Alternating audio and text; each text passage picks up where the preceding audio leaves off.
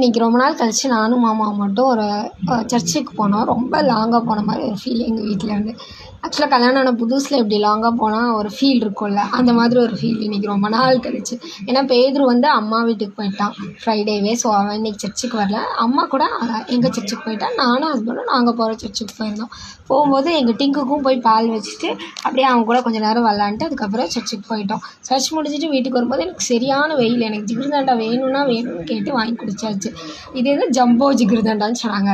ஒரு ice cube மாதிரி போட்டு கொடுத்துருந்தாங்க, நல்லா இருந்துச்சு. அதுக்கப்புறம் அம்மா வீட்டுக்கு போயிட்டு நல்லா சாப்பிட்டு தூங்கி எழுந்திரிச்சிட்டு அதுக்கப்புறம் மறுபடியும் சாயந்தரம் வரும்போது மறுபடியும் டிங்கு போய் பேதுரு பார்க்கணுன்னா அவனை கூப்பிட்டு போய் கொஞ்ச நேரம் விளாட வச்சுட்டு டிங்குக்கு பால் ஊற்றிட்டு அப்புறம் எங்கள் வீட்டுக்கு வந்தாச்சு. வந்தவுடனே சார் அப்படி அழைஞ்சிட்டு எப்பா கொஞ்ச நேரம் தூங்கலாண்டா, ரெஸ்ட் எடுக்கலான்னா 10 நிமிஷம் கூட ஆகலை வீட்டுக்கு வந்து. என்னை எங்கேயாவது கூப்பிட்டு போங்க, எனக்கு போர் அடிக்குது அப்படிங்கிற. அப்படியே மனுஷனாடா நீங்கெல்லாம் அப்படின்னு எனக்கே தோண ஆரம்பிச்சிருச்சு.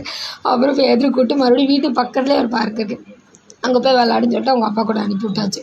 அதுக்கப்புறம் இன்றைக்கி நைட் இட்லியும் மீன் குழம்பு தான். நெக்ஸ்ட் மீட் பண்ணலாம். பாய்.